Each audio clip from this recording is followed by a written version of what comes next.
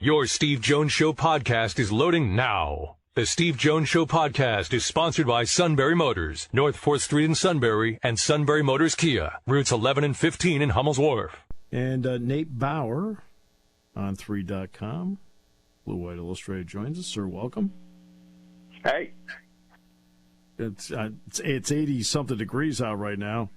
The fact that I can reach you must mean you had an early round.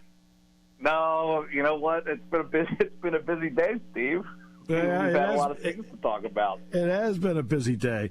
I'll start with the football part first on Beaver Stadium. So they've already talked about that they want to do renovation, and that could be a price tag in the end of, I don't know, $700 million, something like that. Maybe in that area. Obviously, numbers can go up. But what is the next step with the Board of Trustees based on your reporting? Okay, so the next thing that they have to do is get this plan to the board for approval. And the key element here, and I held back a little bit in terms of the story itself because I just wanted to put the nuts and bolts out there of, you know, focusing on the west side of the stadium and some of the luxury options and how it's used as a revenue generator. But the little caveat to that is they're not going to ask for it in all one shot, right? Right. They're going to go to the board and say, we need $200 million. Like, this is the first phase of this project. They're going to ask for $200 million on May 4th and 5th, whichever day it is that they end up getting in front of those ladies and gentlemen of the Board of Trustees. And it's going to, presumably, upon their approval, get the ball rolling. Right, and getting the ball rolling, as we know, this is a painstaking process. This has taken a decade plus to really kind of get things moving on this. There's been a lot of paralysis by analysis, but it opens the door to bids, right? Like putting it out for bid, to having architects and all of that side of things really start to get the wheels in motion. So it is the first, as I'm framing it, kind of first real, like, concrete step. This is happening. It's in the beginning stages of happening. Is the thought process that it's the west side based on the fact that you can build suites around it while tearing down the press box to do it? Yes. Yep. It is. There's a little bit of creative accounting going on here, right? Like, this is an opportunity to do a sort of a fiscally prudent thing on the front side of it, right? So you're creating revenue generation that doesn't currently exist. You have the Mount Nittany Club, obviously, in those club seats.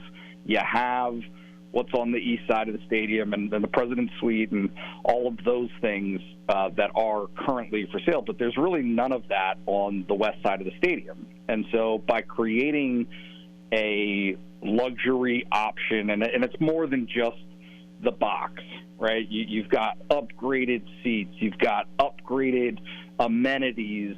All of those things create opportunities for revenue that don't currently exist. So if you can get those, if you can sell all that stuff, then now it makes it a little more feasible, a little more palatable to address some of the rest of the project, which is obviously contains, pressing matters, I would call it, in terms of structural stability, concourse safety, and the breadth of the concourse, creating all of those different avenues for 100,000 people to flow correctly. Those are the things that I think, I know are going to be addressed as this thing progresses. And plus, suites on the west side are extremely valuable because those are the suites that end up with the sun behind you. Yep. And I think that is something that's I don't think it's something people think about, but the reality is they're more valuable because of it. Yep. Yeah, no doubt about it. I had not thought of that, so I appreciate you bringing it up. But I mean, it's just an untapped resource. And look, you're still talking about a Penn State athletic department that intends to be and is self-sustaining. So if the university is not going to pay for this, and the students aren't going to pay for it, right, through tuition hikes and all of that stuff, then you've got to figure out some ways to get to that number and to get to where you need to be. And this is really the first phase, the first step of being able to achieve that. And that will be on May 4th and 5th is when the Board of Trustees meeting is. That's correct. Next part, basketball. The recruiting trail right now for this staff, of course, is not only looking at trying to get guys to sign in November, but they need immediate help, and that means the transfer portal. They took another important step today. Yes, very much so. They picked up a commitment from Zach Hicks. The height and weight are debatable depending on who you talk to, but I've got him at 6'8", 195 pounds. I don't really think forward, right, even a small forward is necessarily applicable. He's not like Seth Lundy in my mind. This is a kid who is a spot-up three-point shooter. Mm-hmm. Right? Like that's what he does. He is a 36% from deep for his career.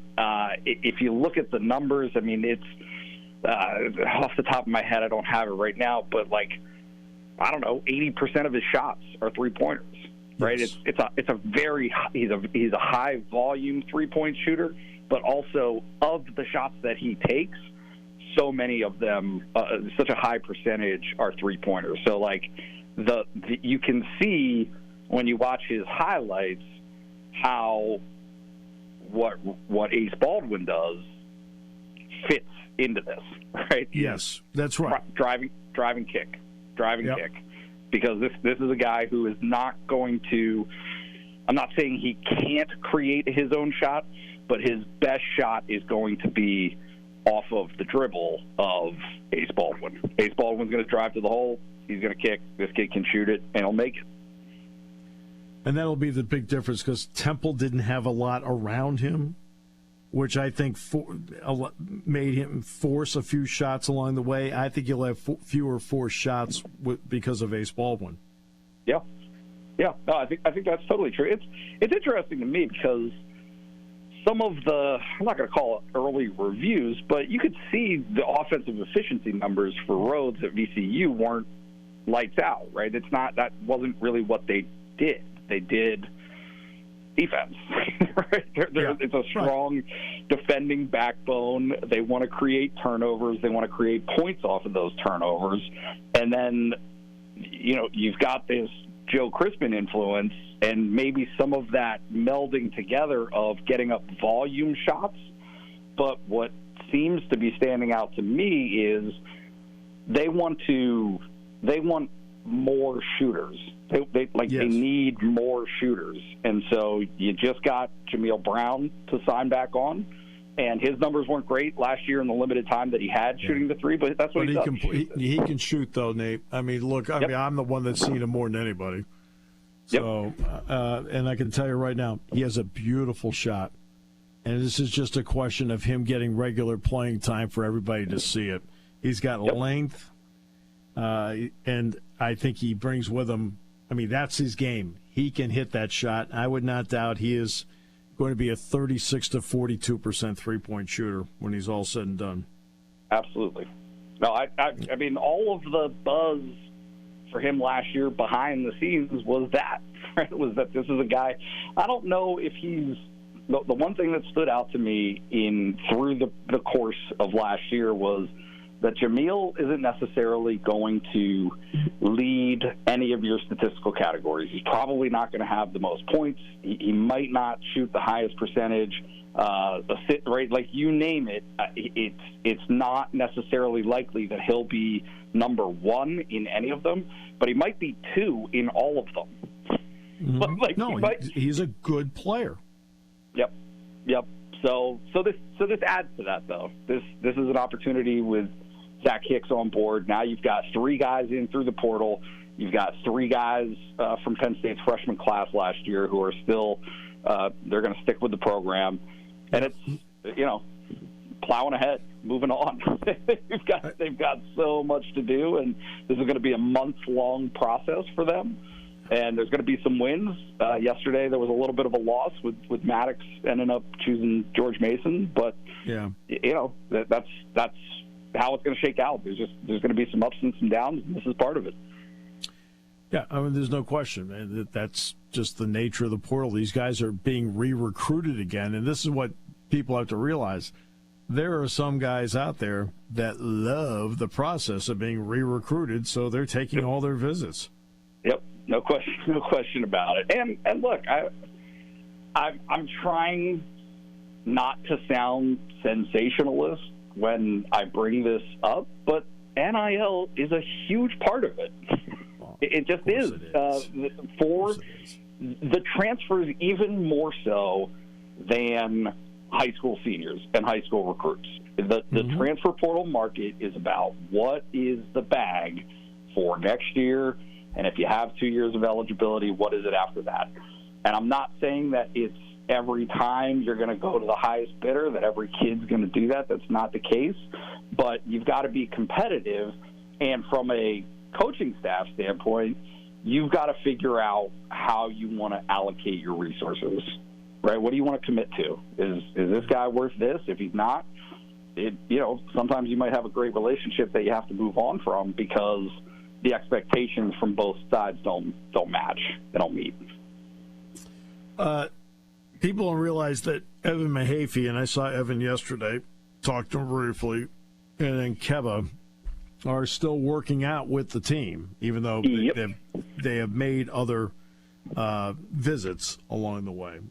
Evan, not as much. I don't really. He's made 2. I think that's it. Yeah.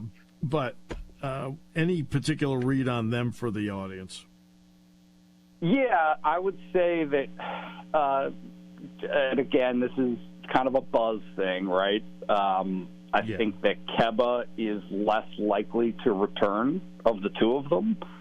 It just seems as though his interests are, maybe a little bit more external than internal. He obviously took a visit to Notre Dame earlier this week, so that's kind of where I'm at on him. I put it out there, and I would say it again.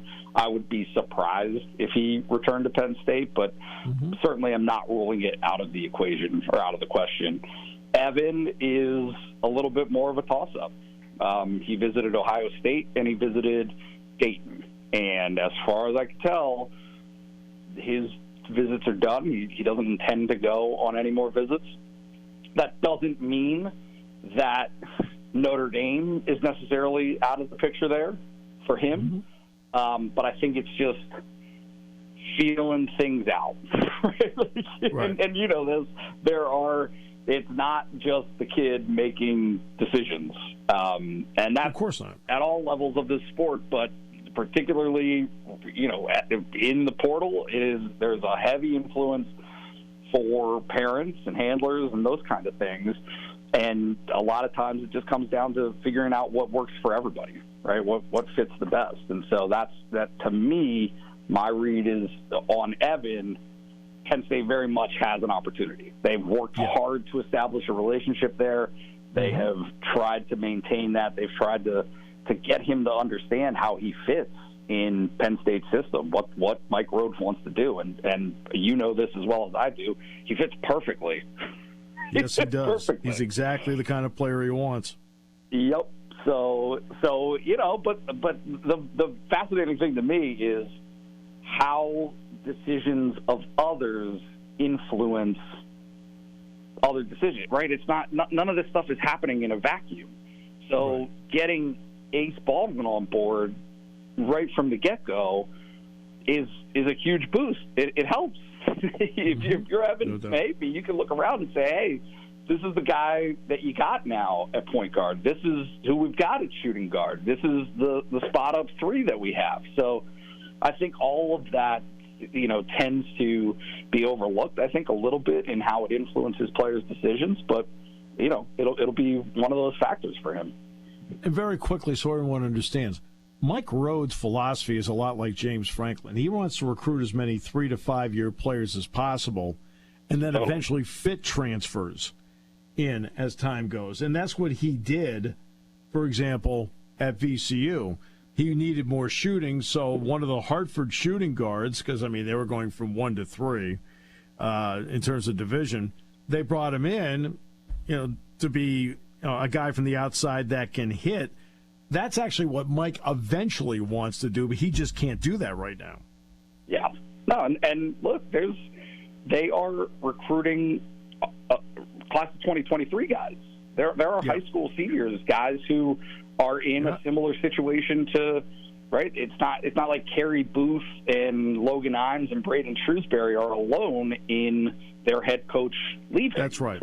That's right. So there are others out there who have set up visits or are going to check Penn State out, and it's a really difficult situation, I think, to manage because there's so many moving parts. But the end product of this is trying to create something resembling normalcy and an order to how your classes are stacked. You don't just want 1-year guys.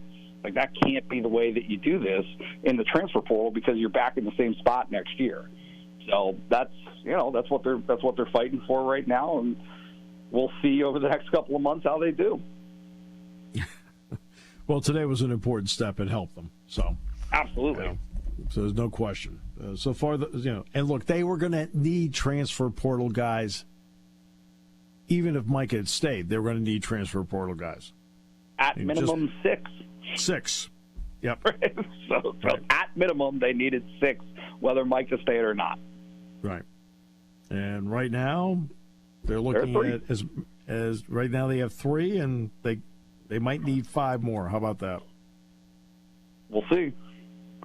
Yeah, we'll see. All right. Get that. You're so close to a single-digit handicap. I apologize for holding you back.